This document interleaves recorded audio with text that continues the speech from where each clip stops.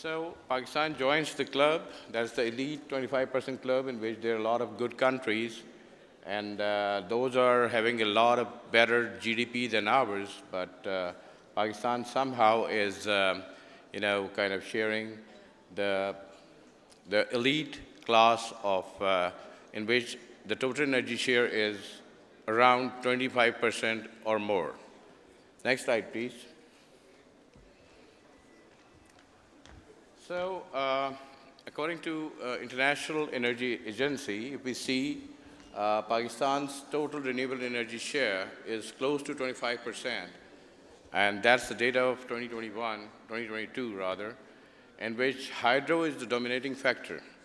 So we've got, this is the data of IPPs, independent power producers, in which hydro is leading with 83%. It doesn't include the solar, that is especially on the off-grid side and also on the on-grid side.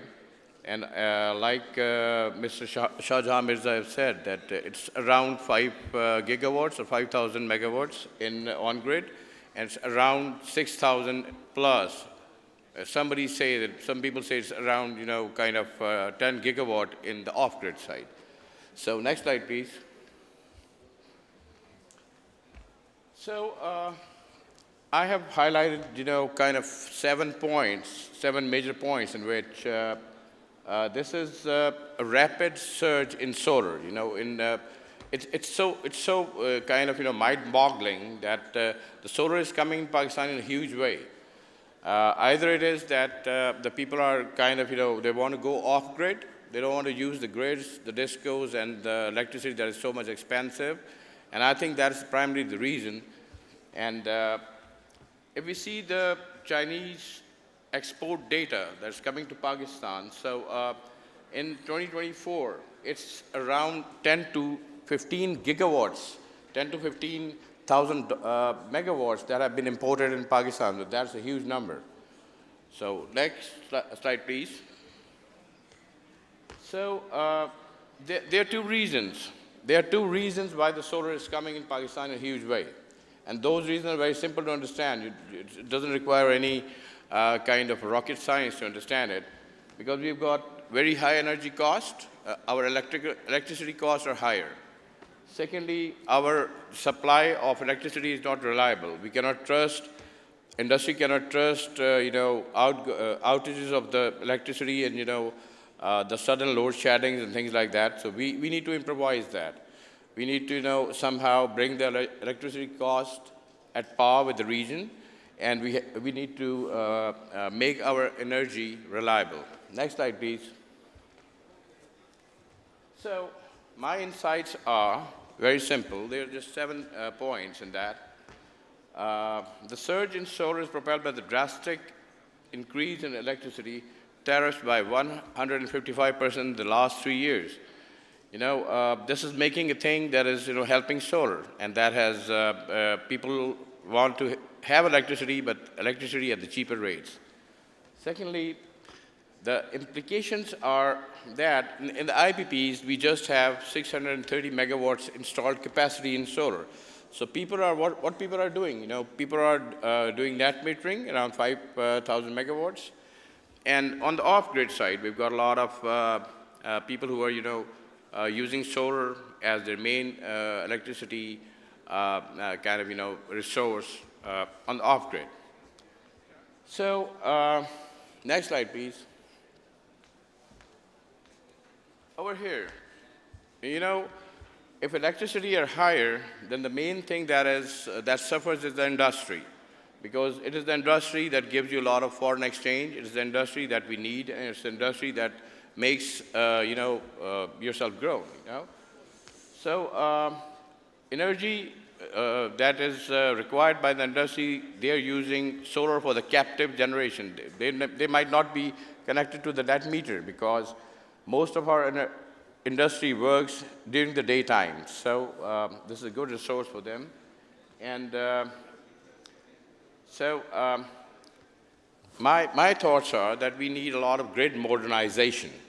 We need to adopt battery energy supported systems, BESS, and we need to modernize our grid so that it is reliable. and kind of sustaining. Next slide, please. So this is what the NEPRA says.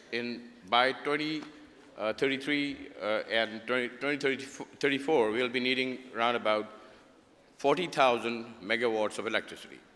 Next slide. So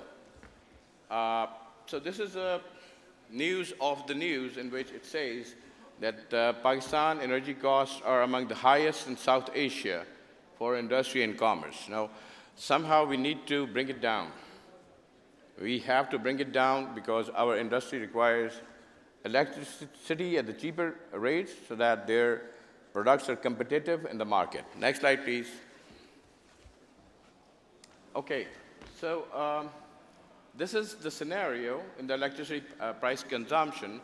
What we're selling to the industry and the people is around, on the average, 13.5 US cents per unit. So it is higher than India. India is, giving the electricity at around 6.6 US cents. It's higher than China. China is giving it 7.7. Bangladesh is 6.2 to 9.9. And we have got Malaysia 5 to 8.29, or close to 9. And Vietnam is 7.8 to 8.1. So if we see that arrow, our energy price is almost the double. It's 13.5 US cents per unit. It got to bring down to the region in order to compete. Our industry requires a lot of space, a lot of things, to make their products competitive in the market. Next slide, please. Okay, so I really appreciate this government, especially Shahbaz Sharif Saab, that he tried at least to bring the energy down. And there are a lot of ads in the internet. You can see it all around. Okay, next slide, please. Okay, so FDI, foreign direct investment. It is the kind of thing that is that's the word that we often see in the newspapers, in in media and things. Foreign direct investment means you got to have a cheaper electricity. You got to have an environment of good, at par custom duties and taxation system. If you don't have that, if we don't follow the norms that are present and kind of the world is following, these kind of things don't come. If somebody wants to come and invest in Pakistan, he got to have a reliable energy. He got to have a competitive at par energy prices. The system of the customs and everything should have to be at par with the international practices. Okay. So next slide, please. And for the IPPs, there is a thing which is called international competitive bidding. International competitive bidding means that you have to tender on the lowest cost per unit for the future power plants. You got to have your energy costs at the lowest or competitive to the world so that your industry could survive. Okay, and the cost plus system, by the way, I've seen this thing for the first time. It don't exist in the world. Okay, next slide, please. Okay, so what is next? This is very important. What is next? What is the energy that is present in the world? It's not the future, definitely. It's going to surpass all of the world like solar did in the past. Okay, so next slide, please. I'm not kind of promoting this product. It is Toyota Mirai. This vehicle runs on fuel cell, 100% hydrogen, and this is an alternative fuel. It is the fuel of the present times. I will not say it future because it was a tale of the future in the past. It is not. Okay, next slide, please. So this data of 17,600 units sold of this vehicle that's running 100% on hydrogen is not correct. It is quite more than that. So this vehicle is marketed in Japan, in the United States of America, and also in China. Next slide, please. So this is the map of the world showing over 1,000 hydrogen stations that gives your vehicles pure hydrogen that are installed in this world. The green ones are the stations that are installed, and the blue ones are installing. So the world is going after hydrogen. Why they're going for the hydrogen? Because of the two things. Number one, it is cheaper. Number two, it's energy secure. Number three, it is reliable. So there are three main factors. And if we start following the world, because it's always better to follow the good things instead of reinventing the wheel, that I believe. Next slide, please. So these kind of buses are running in this world for years. It's not new, you know. Next slide, please. Okay, this is the hydrogen cost of today. So the hydrogen per kilogram today is round about it's close to $2 per kilogram. Now you'll be wondering how much a vehicle has in its tank so that you can calculate the economics. I've already done it for you. So next slide, please. Okay, so if we take and buy this Toyota Mirai, the gray hydrogen is the thing that is generated by the industry through smokes, you know, it's an old technology of electrolysis.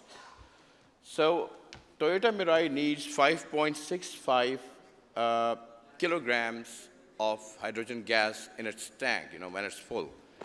And they have reached around about 1,350 kilometers on this full tank.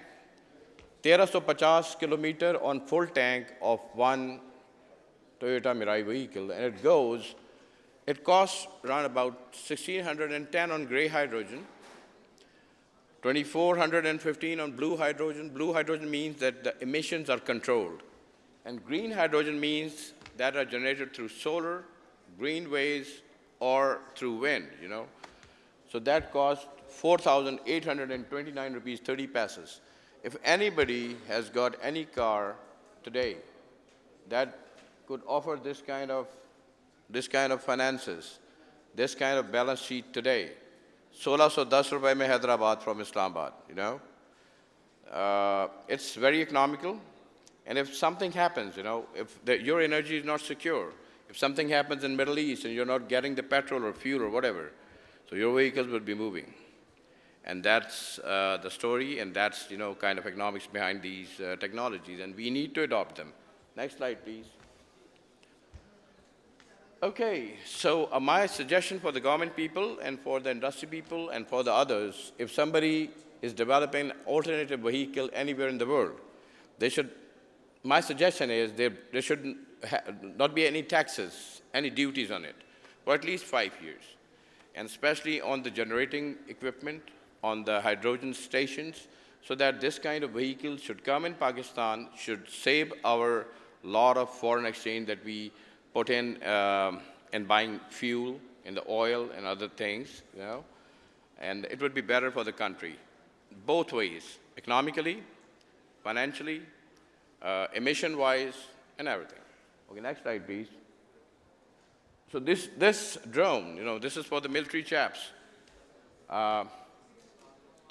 Also, drone can be used for irrigation. It could be used for sprays. It could be used for making movies. There are a lot of, you know, benefits of these drones. If you're using it, it flies 2 to 4 times more than the conventional battery-operated drone when it is running on hydrogen fuel. So this is what the world is selling, you know, and this is the technology of present. It's not of the future.